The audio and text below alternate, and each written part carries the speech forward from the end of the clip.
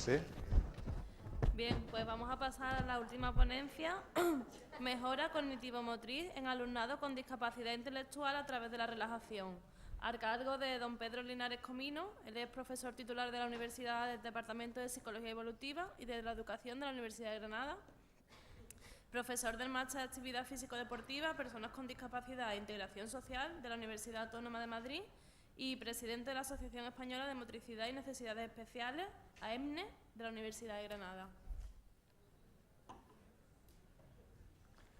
Bueno, hola a todo el mundo.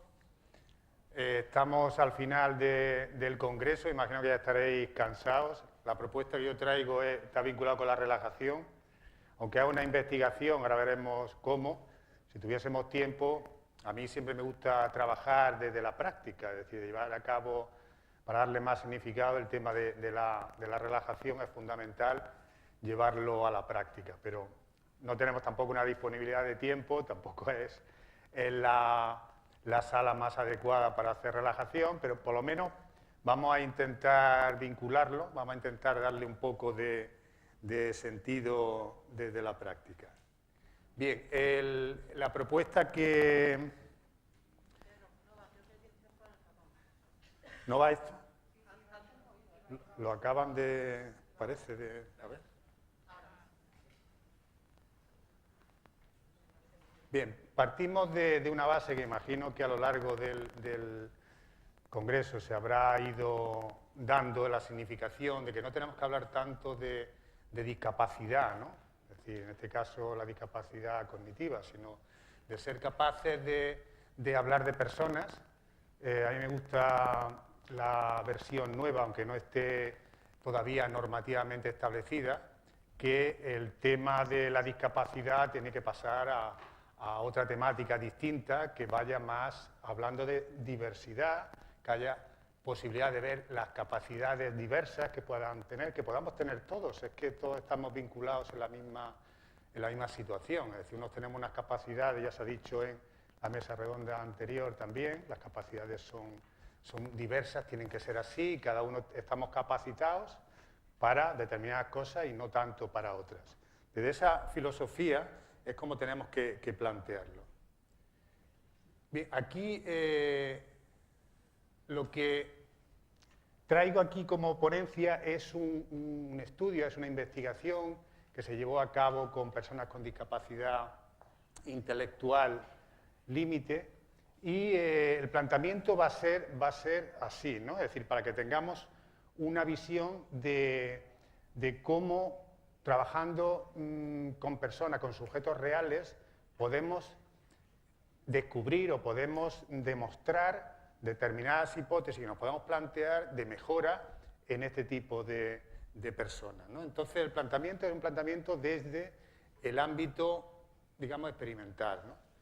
Hay, en el índice que vamos a seguir de la ponencia, hablamos de la discapacidad intelectual,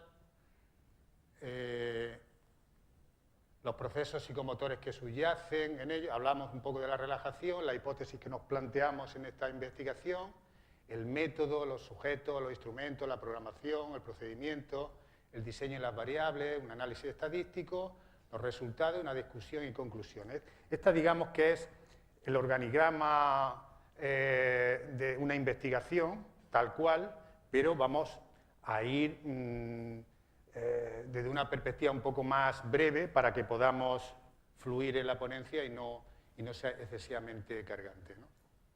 Bueno, imagino que a lo largo del Congreso pues, se ha hablado ya de la discapacidad intelectual, no vamos a redundar demasiado, pues la última definición pues, nos habla de un funcionamiento cognitivo que es inferior a la media, que coexiste con limitaciones en dos o más áreas de adaptación que se expresan en habilidades, tanto de tipo conceptual, práctico o social, y se inicia antes de los 18 años, ¿no? Esa es la definición última. Y sí quiero hacer hincapié en el funcionamiento actual, porque cambia durante el ciclo vital. O sea, desde siempre, o desde hace muchísimo tiempo, se creía que una persona con discapacidad intelectual nacía tal cual y tenía, bueno, pues esas limitaciones, su funcionamiento no iba a variar, ¿no? Esto, afortunadamente, se ha demostrado con los propios trabajos, con las propias investigaciones, se ha demostrado que no es así, que la funcionalidad es posible cambiarla, ¿no? De hecho, en todo el mundo, es decir, la neuroplasticidad cerebral que tenemos nos permite que podamos ir mejorando. Por lo tanto, nuestro sentido como profesionales en el ámbito de trabajar con personas con discapacidad intelectual, en este caso, puede sernos útil. O sea, tiene sentido, ¿no? Es decir, hacemos algo ¿para qué? No para entretener al niño o a la niña, es decir, no. Hacemos algo para intentar que mejore su calidad de vida, es decir, su funcionamiento vital. Y esa es un poco la idea. Viendo un poco los procesos psicomotores dentro de la discapacidad intelectual ligera, bueno, vemos a nivel cognitivo qué suelen tener. Tanto la percepción como la memoria visual bueno, pues está por debajo de lo normal, esto lo sabemos que es así, ¿no? El procesamiento de la información, por lo tanto, es también ligeramente inferior. A nivel emocional sabemos que cuando se incrementa la activación, esto en todo el mundo, se incrementa la activación, esto va a influir en que disminuye la concentración en la tarea, ¿no? La ansiedad, también a nivel emocional, hace que nuestro rendimiento disminuya. Esto en todas las personas, pero las personas con discapacidad intelectual más, ¿no? A nivel motor suelen tener un control tónico y postural inferior, siempre poniéndolo como referente a lo normal, ¿no? Aunque la coordinación dinámica general suele ser buena, ¿no?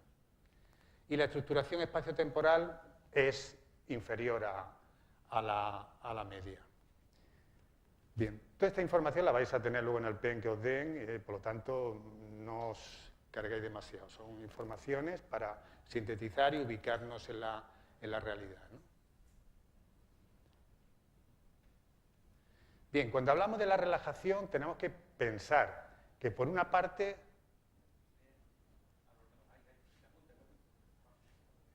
Ah, que tengo que apuntar aquí, dices, para cambiar. Vale, vale.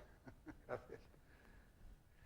Bien, la relajación busca un efecto terapéutico, evidentemente, se ejerce sobre el tono siempre, pero sin limitarse a él, aborda la personalidad global, trata de lograr un control emocional y favorece el diálogo del sujeto con su cuerpo. Es decir, es un poco la estructura de lo que es la relajación, ¿no?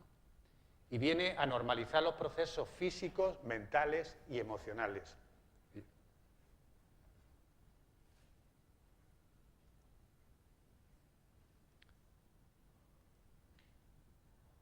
Bien, cuando nosotros nos planteamos este trabajo de investigación, evidentemente, en cualquier trabajo de investigación se plantea con una hipótesis, es decir, a ver, ¿qué quiero demostrar aquí con este trabajo, ¿no? Entonces, las hipótesis parten de un propósito. ¿Cuál es el propósito? El principio es que la influencia de la relajación en la discapacidad intelectual ligera, en los procesos psicomotores, percepción y memoria visual y control tónico emocional. Es decir, partiendo de la base de que pensamos que la relajación va a facilitar, en principio, una mejora en esos procesos psicomotores que son los que queremos estudiar, para ver si realmente influye bien o no. Bien, pues la primera hipótesis que sale de ese propósito, siempre hay un propósito, hay una hipótesis que se desglosan de ahí, que es que va a existir una mejor evolución en las tareas de percepción y de memoria visual en los sujetos del grupo experimental. Esta es otra cuestión, es decir, si nosotros tenemos un grupo de sujetos y queremos demostrar que nuestro programa de relajación es efectiva, tenemos que hacer dos grupos, cogiendo al azar y demás, dos grupos, experimental y control. Trabajamos con el experimental y el control se mantiene en fase pasiva, para después del programa de relajación ver cómo ha influido, si realmente ha influido en los sujetos con los que se ha trabajado, en referencia a con los que no se ha trabajado, es decir, para demostrar eso, ¿no? Entonces, una hipótesis iba en esa línea y la segunda iba en la línea de que se va a dar también un mayor control de la tonicidad, control tónico y una disminución de la ansiedad en el grupo experimental versus control, es decir, contra el control. Por lo tanto, estamos hablando de que, por una parte, trabajamos trabajamos la relajación y lo vamos a hacer con sujetos reales. En este caso fueron 12 alumnos, alumnas, 6 y 6, 6 chicos y 6 chicas, de unos 13 y 16 años, con un CI de entre 50 y 75 de un centro de educación especial de Granada. Es decir, se llevó a cabo esta investigación con esos sujetos reales para ver y demostrar la eficacia de la relajación. Bien, los instrumentos que se utilizaron, por una parte el WIS renovado y demás, para ver los aspectos cognitivos, intelectuales, el STAI, que es una prueba para medir la ansiedad, de Spielberger, para medir la ansiedad de estado, la ansiedad de rasgo, el control tónico, que ahora veremos un poco, el control tónico que va referenciado a saber el grado de tonicidad que tienen los participantes, y unas pruebas, unas tareas que se diseñaron de percepción y de memoria visual. Las tareas, concretamente, pues eran de esta índole, que eran un cuadro de doble entrada, donde tenemos, por una parte, unas 5 letras y, por otra parte, los 5 números. Y los sujetos tenían que copiar dónde estaban ubicadas, ¿no? Y lo iban colocando aquí. Por ejemplo, el círculo blanco, ¿dónde estaría?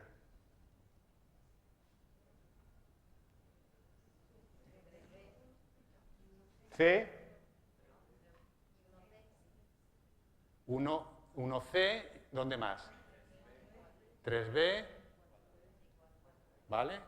Y 4E. Bien, pues se trataría de irlo colocando aquí.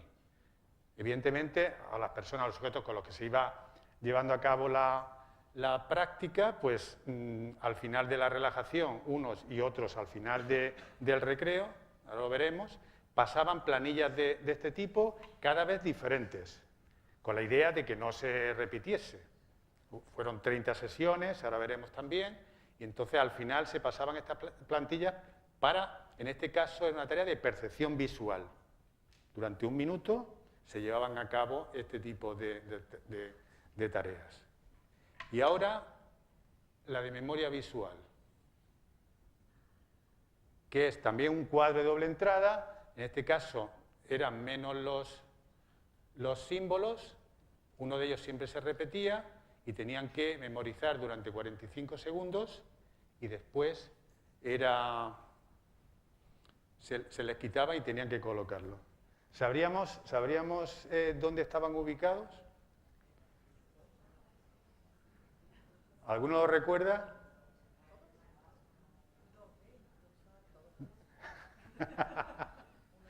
No está ahí, el tema. A ver, si lo vuelvo a colocar, a ellos, con discapacidad intelectual, se dejaba 45 segundos, ¿no? A vosotros y a vosotros dejarme. ¿Sabríamos ahora dónde están? ¿A2 qué? ¿El cuadrado? ¿Sí? ¿Y los otros? ¿Sí?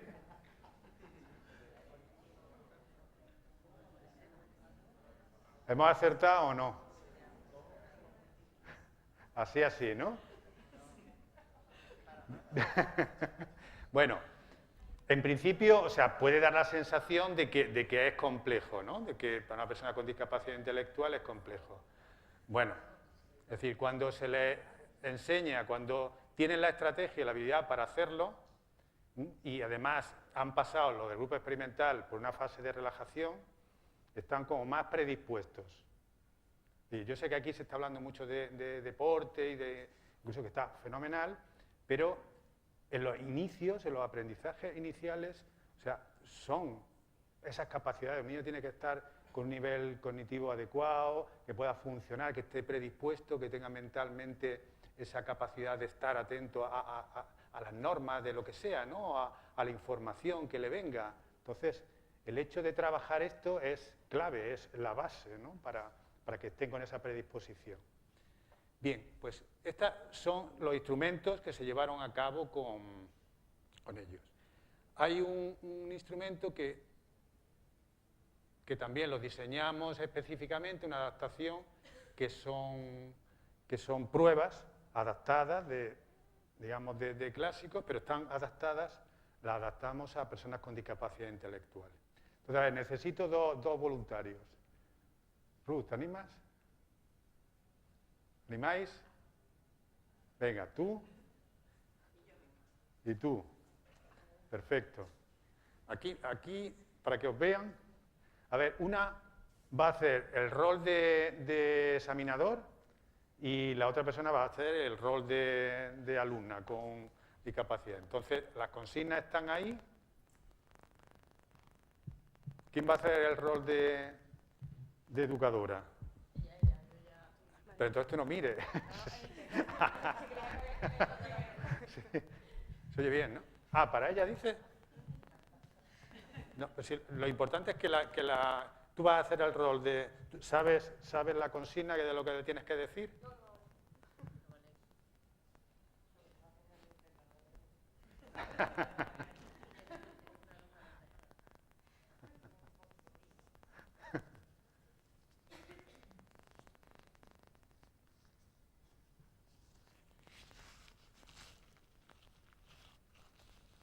¿Sí o no?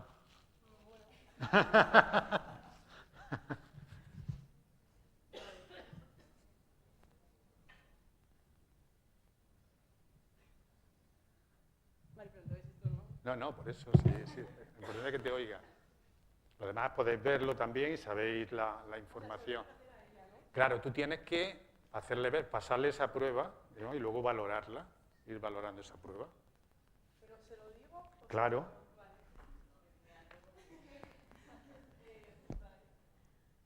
Tienes que mantener la espalda recta, mover los brazos de atrás a los brazos de adelante hacia atrás.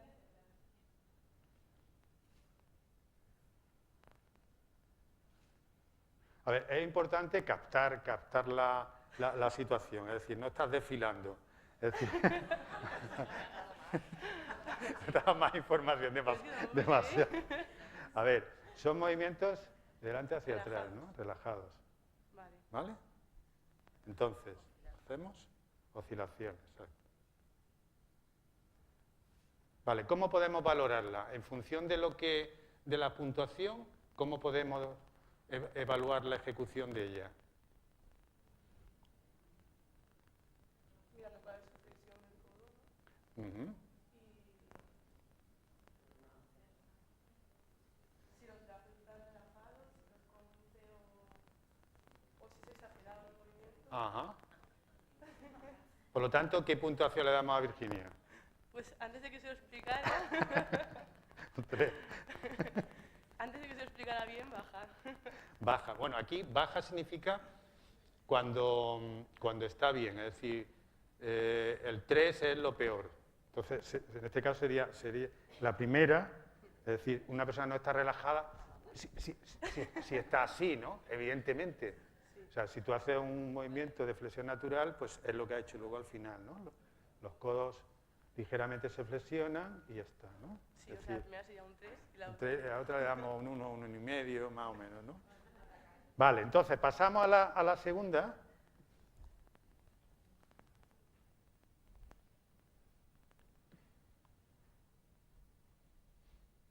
Y a ver.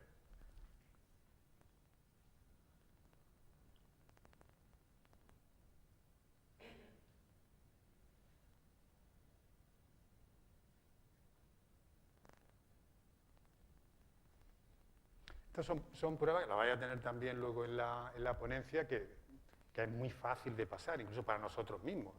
A veces dices, bueno, sí, pero ¿estamos realmente relajados? ¿Cómo nos podemos puntuar, ¿no? Haciendo este tipo de tareas. Vale. ¿Sí? Vale. Vale, escucha. Yo subo los brazos por los lados y los mantengo así. ¿Esos son los lados? Los mantengo así.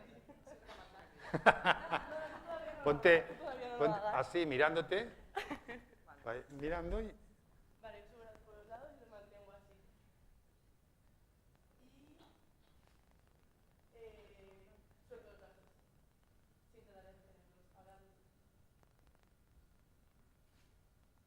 Vale, pero choca, es decir, si tú los tienes aquí, ¿no? Es decir, cuando tú los sueltas, te vienen aquí, no te vienen aquí, salvo que estés en una posición, ¿no? Los tienes aquí y te choca. ¿No? Venga, repite. Vale, entonces, ¿qué puntuación le podemos dar? La examinadora está fea. Un poco verde. Un 1. Un 1. Claro, es decir, si nosotros le hacemos esta prueba a alguien y no está relajado, pues suelta los brazos. Primero los conduce y se quedan ahí rígidos. O, es decir, notas, observación, mecanismo de observación, te das cuenta si está relajado, ¿no? La persona que esté relajada, si tú le dices que lo suelte, pues tienden a rebotar hasta que paran, ¿no? Se paran y entonces ya está. Son mecanismos de observación, no son pruebas ahí tal, sino está observando el este. Bien, vamos a hacer otra más.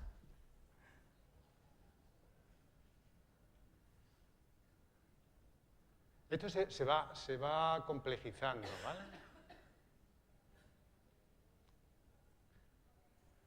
Vamos, porque si no, no nos va a dar tiempo a... Pues son 7, vamos a hacer...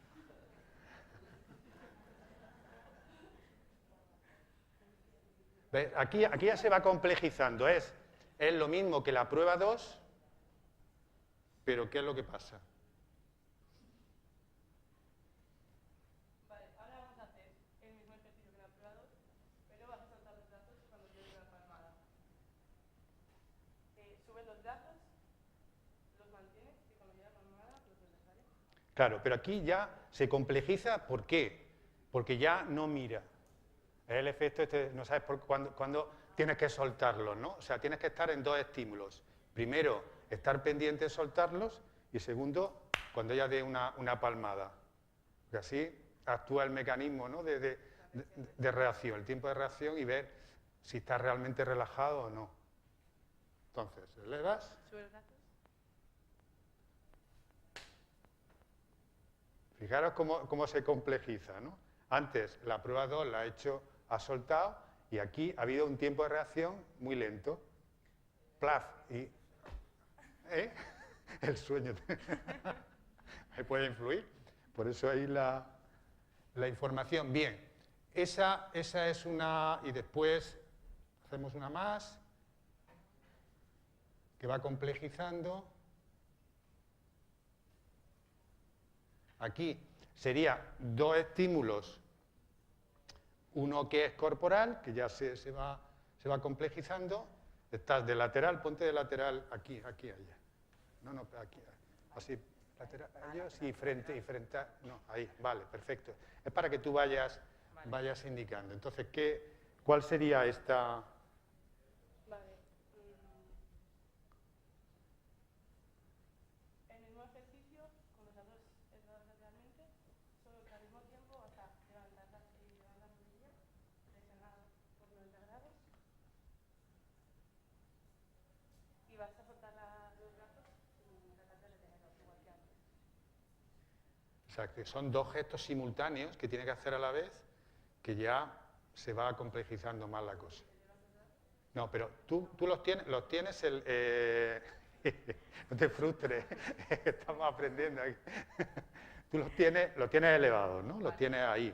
Y entonces, justo cuando subas la pierna, bajan los brazos. Vale. Es que eso no lo había explicado.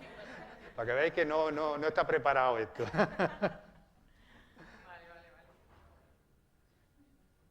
No, pero... No, tú...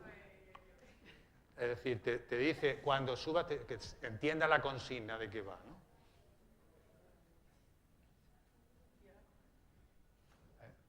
Tiene que ser simultáneo, es decir, tú estás aquí y entonces, mientras subes esto, además bajan relajados. Ahí. Vale, ¿qué le damos de puntuación? Pero un cero es lo mejor, no tiene nada de tensión, ¿eh? Un 2, ¿no? ¿Sí? Bien, pues De esa manera podríamos seguir, ¿no? Se va complejizando, la 7 ya es un poco más compleja, pero que esa es la idea. Damos un aplauso aquí a las criaturas.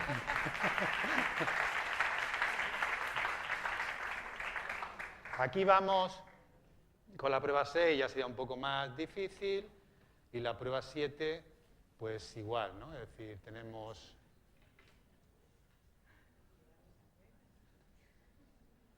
Bien, pero son pruebas factibles y de hecho son pruebas que se han llevado a cabo con estos sujetos y sin ningún problema. Bien, esto lo llevamos a una tabla en la que colocamos tanto las puntuaciones medias, ¿no? Los totales como las medias en los 3 momentos del examen, que se pasa el examen. Se puede pasar al inicio, antes de la relajación, podemos pasarlo a mitad de la programación de la relajación y podemos pasarlo, o debemos pasarlo, al final también, para ver la evolución. Es decir, nosotros como profesionales estamos trabajando, estamos currando esa historia, tenemos que saber cómo evoluciona, si realmente es factible, o sea, sirve para algo, en este caso la relajación, para que la tonicidad sea mejor, porque si no, no tendría mucho sentido, ¿no? Pero en fin, esto fue una prueba que se llevó a cabo, de las muchas que se llevaron a cabo en la investigación. Bien, la programación en sí, o sea, parte de una línea base, unas 5 sesiones de iniciación, para que entendieran, o sea, hubo pues charlas con ellos, para ir hablando de cómo funciona el tema de la relajación, qué tipo de ejercicios que se iban a encontrar, es decir, prepararlos, predisponerlos, porque no habían hecho nunca relajación, ¿no? Entonces, conviene una serie de sesiones iniciarles, ¿no? Después, la propia relajación fueron un total de 30 sesiones, de unos 30 minutos más o menos, 2 por semana, los martes y los jueves, donde la primera... de la 1 a la 5 hay un inicio de la técnica de relajación, de las 6 a la 20 una tensión-relajación general y de la 21 a la 30 solo el ciclo de relax. Como fue una adaptación de la técnica de Jacobson, hubo una reducción y una adaptación a este tipo de personas. Evidentemente tenemos que partir de ese inicio para iniciarlos en esa técnica, saber cómo funciona, es decir, funciona en ciclo de tensión y de relax, y luego al final de las sesiones ya solo se trabaja con la sensación de relax. ¿Qué pasaba con el grupo control? Bueno, el grupo control estaba ese tiempo en el patio, ¿vale? El patio del recreo, el grupo que no se hizo relajación con ellos. ¿De acuerdo? Al final, ambos grupos tenían las tareas de percepción y de memoria, las que vimos, ¿no? Los cuadros esos donde se veían los triángulos, los cuadrados, los círculos y demás. Ese es el organigrama del programa en sí. El método, bueno, ya tiene una estructura que no vamos a detener demasiado, tiene una estructura más de experimental, en el cual, pues el grupo experimental se pasó un pretest, se llevó a cabo el programa y un posttest, para ver el antes y el después. Y el grupo control, lo mismo, pero sin el programa de relajación. El diseño fue un diseño intrasujeto, intragrupo, con medidas que se iban repitiendo, para ver cómo funcionaba. Las variables dependientes eran la percepción y la memoria visual por una parte, la ansiedad y el control tónico por otra. Esas son las variables dependientes, y la variable independiente es el programa de relajación. ¿Qué significa esto?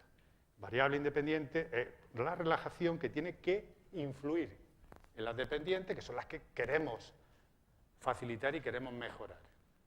Y luego, bueno, pues hubo un análisis estadístico, que no nos vamos a detener, un poco más árido. Evidentemente, cualquier investigación que se precie tiene que tener esos componentes para ver si realmente tiene un sentido o no tiene un sentido el trabajo que llevamos a cabo. Bien, los resultados, pues, primero tenemos que partir. Es decir, bueno, a ver, o sea, yo no voy a coger a los mejores para el grupo experimental, o voy a seleccionar estos porque me gustan más, para hacer relajación con ellos. Y al grupo control no le voy a hacer relajación, porque no, hay que, experimentalmente hablando, hay que homogeneizar ambos grupos, que partan de una cierta equivalencia. Bien, por eso se pasa una prueba estadística, que es la F de Snedeker, donde da un valor teórico en las tablas, 1,33 que dio en este caso. Hay una aceptación de la hipótesis nula, en la que, en definitiva, te está diciendo que partimos de grupos homogéneos. La variable criterio que se llevó a cabo, tanto en el género como en el CI, es decir, partimos de grupos homogéneos, son iguales. Por lo tanto, ahí vemos con claridad que si la relajación funciona con el grupo experimental es porque realmente funciona, no porque sean los mejores o hayamos seleccionado a los mejores, no. Los resultados en sí, pues bueno, también son unas pruebas estadísticas que hoy en día podemos perfectamente tener programas estadísticos experimentales que nos hacen todo esto, después interpretarlo de otra cosa, pero, en fin, vamos a verlo de manera visual, que es un poco más atractivo, ¿no?, que los números.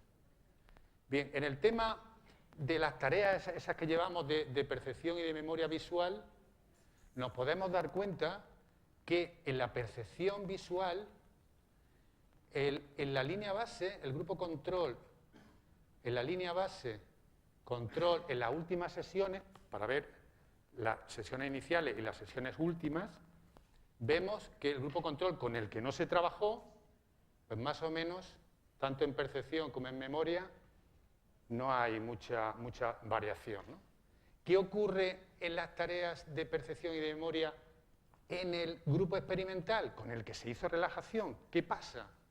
Pues que en la percepción fue un incremento increíble de esas tareas, es decir, siendo los mismos sujetos y equivalentes, resulta que, bueno, pues tienen unos resultados tremendos. Fueron 3 meses de trabajo en relajación, es decir, que tampoco es que fuera muchísimo, pero ya vemos que la funcionalidad es tremenda en la percepción. Igual en la memoria hay un incremento. Evidentemente no es tan significativo, luego veremos por qué, pero también hay un incremento. ¿Y qué pasa con...? Bueno, aquí hubo también una comparación entre parejas, ¿no?, parejas de sujetos de grupo experimental y control, y en ambos se dio la misma tesitura, es decir, la tarea de percepción, siempre el sujeto experimental, que es este en rojo, es decir, siempre está por encima, va evolucionando, y en el caso de la memoria visual también, es decir, se da en las 30 sesiones, a lo largo de las 30 sesiones, siempre iba mejorando. Es decir, que ya estábamos viendo significación paso a paso, ¿no? ¿Qué pasaba con el tema de la ansiedad rasgo, ansiedad de estado, para medir el grado de emocionalidad, o en el control tónico? Pues la misma película, es decir, el grupo control, en el pre y en el post, pues prácticamente no se nota. Es más, aquí se incrementa. En el grupo control con el que no se trabajó relajación, al final dio puntuaciones más elevadas. Quizás porque coincidió que ya estaba el final del curso, la ansiedad de estado es el estado de ansiedad que puedes tener en ese instante, ¿no? Y esa sensación se vio incrementada. Las mismas situaciones se encontraban en el grupo experimental, es decir, que era final de clase, que podían estar más nerviosos, sin embargo, ellos disminuyeron. Disminuyó tanto la ansiedad rasgo, que es el rasgo de personalidad ansiógeno que pueda tener, como la ansiedad de estado, el estado de ansiedad. Y también disminuyó la tonicidad, es decir, la tonicidad era mucho más relajada. No tan significativa, es decir, pero ambas cosas se dieron mucho más significativo. ¿Cómo podemos discutir esto? La primera hipótesis nos hablaba de los aspectos cognitivos, que recordáis la definición que hacía hincapié en la funcionalidad. Esto es importante, ¿no? Es decir, hay datos que corroboran eso, pero es que la funcionalidad y ese cambio en la funcionalidad y la predisposición mental es clave, ¿no? Muchas veces nos decían los docentes que venían después, que tenían las tareas, que tenían pues a lo mejor algo de matemática, de lengua, se quedaban alucinados, decían, pero vamos a ver, si es que estas criaturas, si es que esto es imposible que mantengan la atención. Vienen del recreo y vienen dislocados. Esa historia, ¿no?, que se dice, mira, es que salgan al patio, salgan al recreo y desfoguen. Y no, es decir, vienen trastocados, vienen totalmente fuera de lugar, ¿no? Y centrarlos en la tarea es muy, muy difícil. Entonces, la relajación permitía eso, permitía una predisposición mental, un grado de funcionalidad ahí, de predisposición, que le hacía estar más centrado en la tarea, en lo que fuese después. Y estaban, decir, bueno, ¿y cuándo se le va a aplicar la relajación a estos otros, ¿no? A estos que no se le ha... Bueno, pues ya se hará, pero primero para hacer una investigación tienes que demostrar que efectivamente es positivo, ¿no?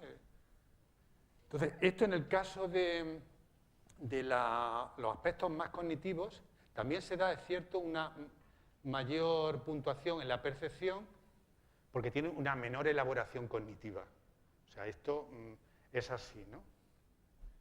En el caso de la segunda hipótesis, que hablábamos de la influencia que tenía la relajación en la emocionalidad, es decir, en el control tónico y en las emociones, pues esto, todas las investigaciones en clínica de relajación, hay muchas investigaciones en personas normales, es decir, donde se ha demostrado que sí, que la relajación facilita un estado de emocionalidad mucho mejor y evidentemente un grado de tonicidad más adecuado, todo esto, pero con personas con discapacidad hay muy pocas investigaciones, muy pocos trabajos.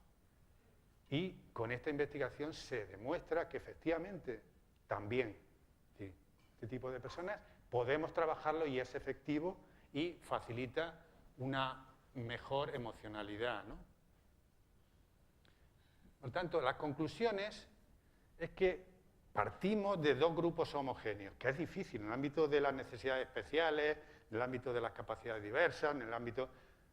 Es difícil coger poblaciones más con discapacidad intelectual, grupos homogéneos, es más difícil de hacerlo. Bueno, aquí se consiguió afortunadamente dos grupos homogéneos, pudimos también adaptar dos tareas, son tareas de tipo cognitivo, la de percepción y la de memoria visual, que se adecuen perfectamente a estas personas, entiendan la información y puedan hacerlo con resultados bastante objetivos, ¿no? Pudimos también elaborar un programa de relajación, que fue la adaptación de Jacobson, también incrementado con temas de visualización, de respiración, es decir, que hubo una adaptación muy, muy precisa, que evidentemente mejora la percepción y la memoria, la ansiedad y la tonicidad, y más cuanto mayor es el CI. Aquí hay una situación directamente proporcional. Evidentemente, las personas que tienen mayores recursos cognitivos se aprovechan más de cualquier aspecto, en este caso de la relajación. Aquí se da, es decir, los que tenían un nivel cognitivo mayor, evidentemente sus puntuaciones en todo este tipo de datos será también mejor, ¿no? Y al final, pues logramos una mayor capacidad, evidentemente, cognitiva de percepción y memoria y de control tónico-emocional. Es decir, esta sería la situación en la que realmente nos encontramos al final, ¿no? Y yo quisiera hacer un símil comparativo con un proverbio que ahora os pondré, para ver si realmente le sacamos sentido. O sea, lo tiene porque cualquier persona, es decir, nos podemos encontrar en esa tesitura en la que podemos tener cierta distorsión mental por muchísimas causas y esto nos condiciona. Y quiero que hagáis una reflexión de la frase que yo voy a exponer ahora con el significado de la ponencia en sí, para ver si podemos darle una significación clara, ¿no? Es un proverbio chino que dice, si tomas agua turbia y la aquietas, poco a poco se vuelve clara. Esto, ¿cómo podemos darle un sentido con lo que acabamos de ver en la investigación esta, en el trabajo este? ¿Qué pensamos?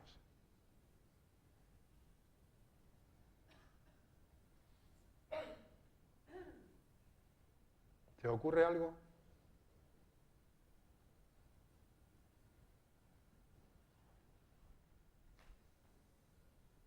A ver, cuando estamos alterados, no tenemos por qué irnos a personas con discapacidad intelectual. Cualquiera de nosotros, cuando tienes la mente turbia, es decir, en el sentido de que estás alterada, tienes 100.000 películas, estás estresado mentalmente, estás cargado, ¿qué nos pasa?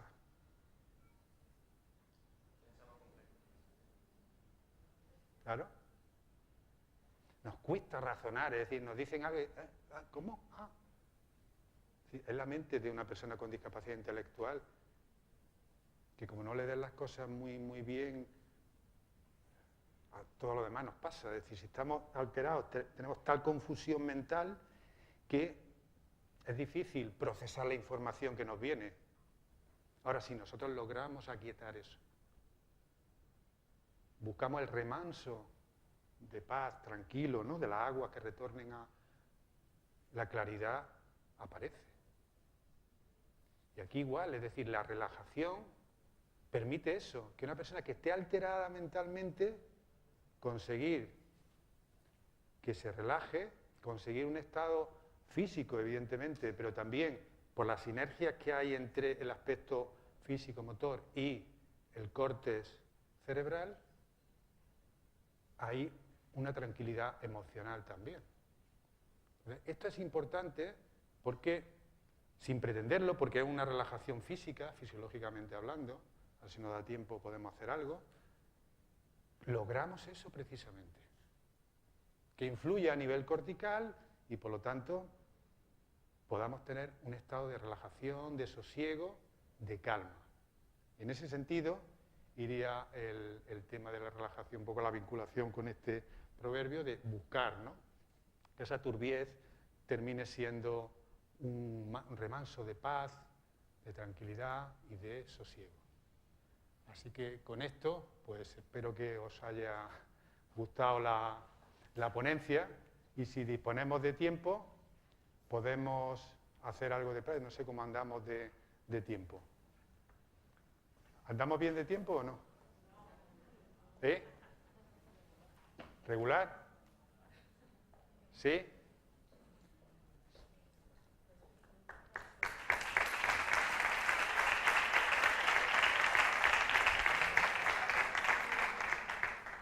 Bueno. Muchísimas gracias por la intervención. Estupendo.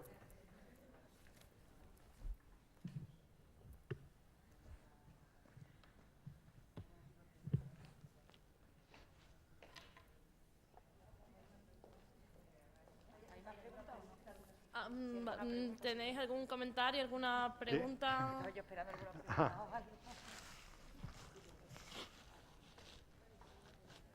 Animaros si tenéis alguna pregunta.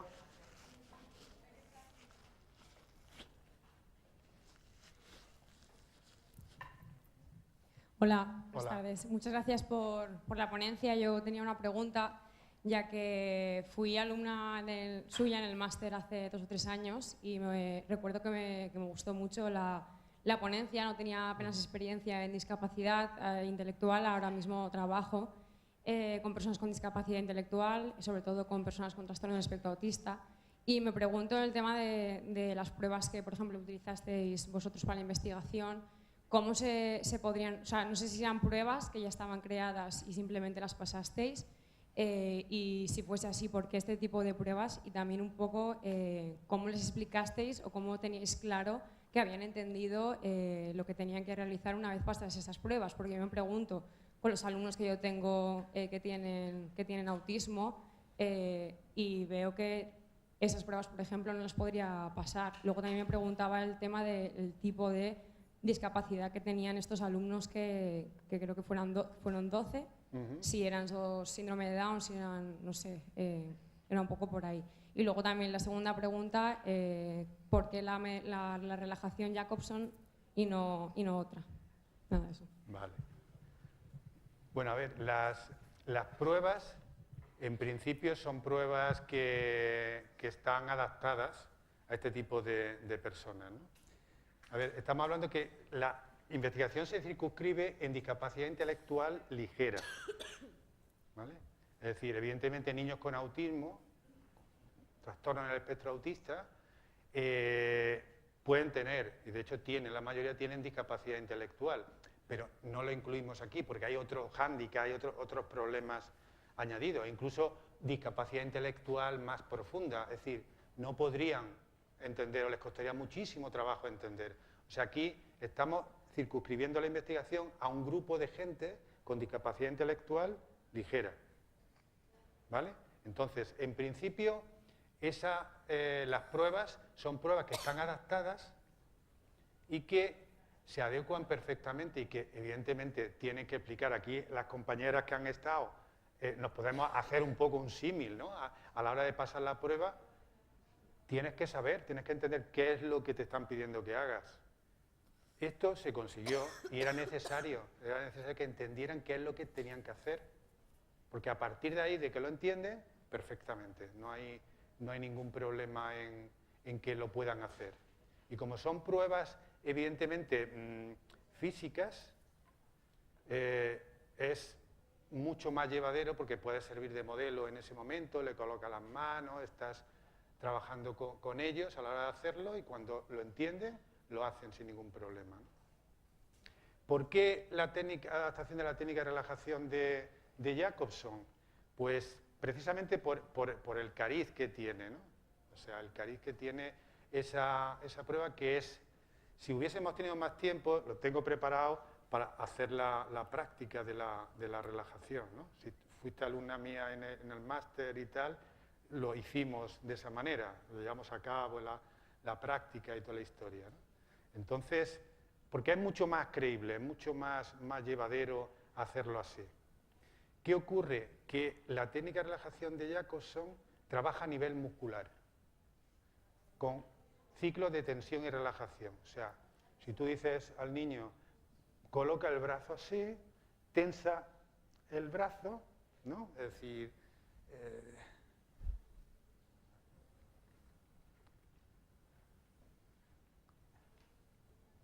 por ejemplo, tú estás colocando de esa manera el brazo, tensas, es fácil para niños tensar y sentir la sensación de tensión. Y por contraste luego relajas. ¿Qué ocurre? Que cuando tú haces esto de manera sistemática, estás tensando, sientes la tensión y luego por contraste relajas, sientes la sensación de relax, se está produciendo un mecanismo automático en tu cerebro. De que cuando tú percibas una sensación de tensión en tu cuerpo, sea donde fuere, automáticamente, si tú esto lo has trabajado de forma sistemática, terminas relajándote. Es decir, tú incorporas eso en tu esquema corporal, es decir, en tu esquema mental unido a las sensaciones corporales, tú estás incorporando y automatizando algo que es importantísimo. Porque, ¿qué ocurre? Que es fácil detectar cuando algo nos duele. Si me duele el codo en un momento determinado, joder, cómo me duele, ¿no? Pero qué difícil es detectar las sensaciones de relax, ¿no? Nunca decimos, estoy relajado, no me duele nada, estoy con sensaciones positivas, ¿no?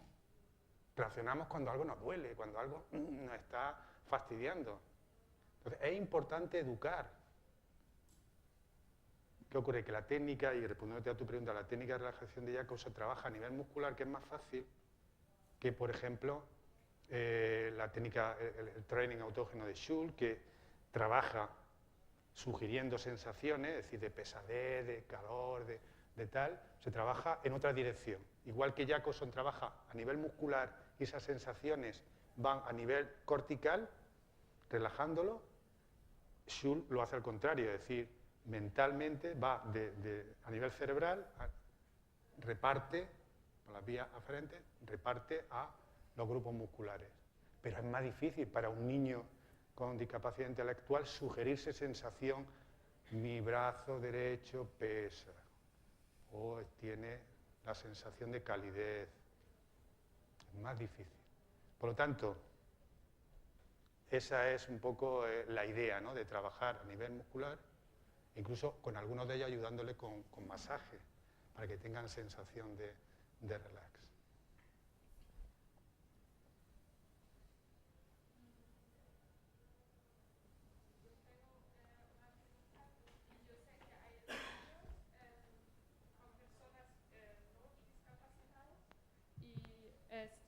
Que, o sea, en los estudios con la actividad física habían resultados parecidos.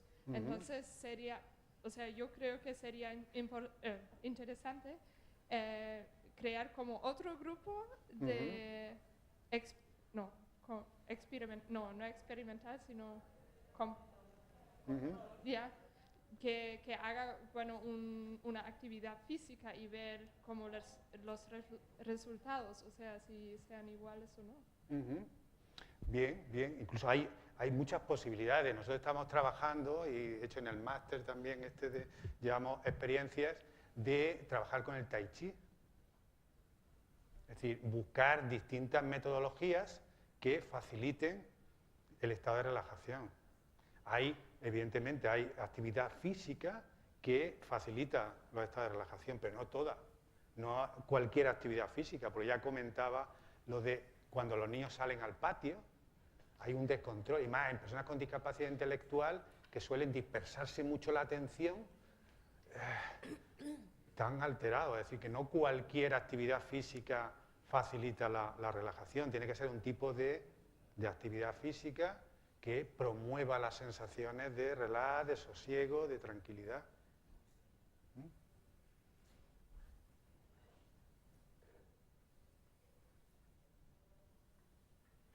¿Alguna cosa más? Bueno, pues muchas gracias por vuestra atención.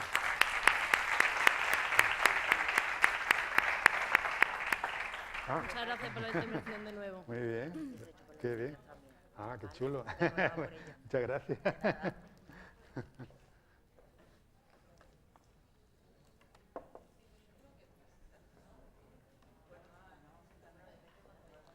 Esto lo saco tal cual.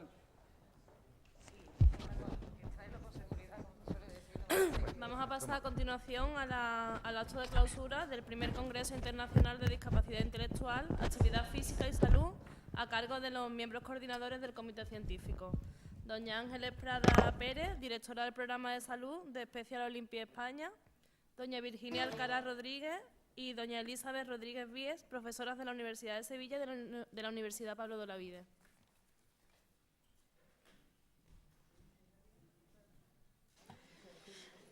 Bueno, agradecer a los que permanecéis hasta el final, que es complicado y todos tenemos nuestro tiempo. Creo que el tiempo es el mayor valor que tenemos, ¿no? Bueno, en mi caso os voy a comentar un par de cositas, sobre todo a los que habéis presentado comunicaciones y póster. Y es que los premios, tanto los premios de mejores comunicaciones, que había 3 categorías, como la propuesta de publicación de comunicaciones, se hará durante la semana que viene, después de una propuesta que nos haga la revista en la que se va a publicar. Y el libro de actas igualmente pues se os mandará tanto a comunicantes y participantes por correo electrónico y se pondrá en formato abierto, porque es un libro de actas digital en la web del Congreso. ¿De acuerdo? Bueno, sí, muchísimas gracias por haber participado con nosotros. Gracias por estar aquí. Y una cosita que faltó también decir, Virginia, es el enlace de todas las ponencias que van a estar en vídeo y fotos. Los vamos a colgar en la página web del Congreso y también les vamos a enviar un enlace por email, ¿vale? Si alguno no ha recibido, o alguna no ha recibido información del Congreso, por lo que sea, que nos deje su email, para que tengan a lo largo de la semana, más tardar la siguiente, toda la información. Muchas gracias. Bueno, pues ya vamos ya acabando, que ya es hora, en este sentido. Solamente reiterar las gracias a las 4 grandes entidades que nos han permitido la realización de este congreso. Igualmente, pues reiterar nuevamente, como ha dicho Eli y Virginia, vuestras gracias y vuestra presencia por estar aquí. Y como parte integrante o como integrante de esta mesa de clausura me encuentro en la obligación de igualmente trasladaros desde la organización las disculpas si en algún momento determinado no hemos llegado o no se ha conseguido tener las expectativas en algunos de los contenidos desarrollados en este congreso. Pero para ello, evidentemente, os hago al mismo tiempo una invitación. Lo mismo que ha dicho Eli, que en esa página igualmente vamos a acordar todo este tema, todo este contenido. Sí me gustaría que igualmente a través de correo electrónico, dentro de lo que es lo que es el Congreso, pues aportaréis todas vuestras sugerencias, matices y, como digo, temáticas que verdaderamente os se han quedado atrás o os gustaría que se desarrollaran, y sencillamente yo creo que de una manera es la forma interactiva de poder llegar a consensuar de alguna manera contenidos que no sean solamente interesantes, a lo mejor desde un punto de vista de lo que serían los integrantes en un momento determinado, que somos nosotros, mañana podéis ser vosotros los que organicéis igualmente, que haya verdaderamente un consenso de lo que es la temática que nos puede interesar, que nos pueda motivar y que verdaderamente estemos desarrollando en este tipo de foro. Y sin más, pues doy por clausurado este primer Congreso Internacional de Discapacidad Intelectual, Actividad Física y Salud. Muchísimas gracias.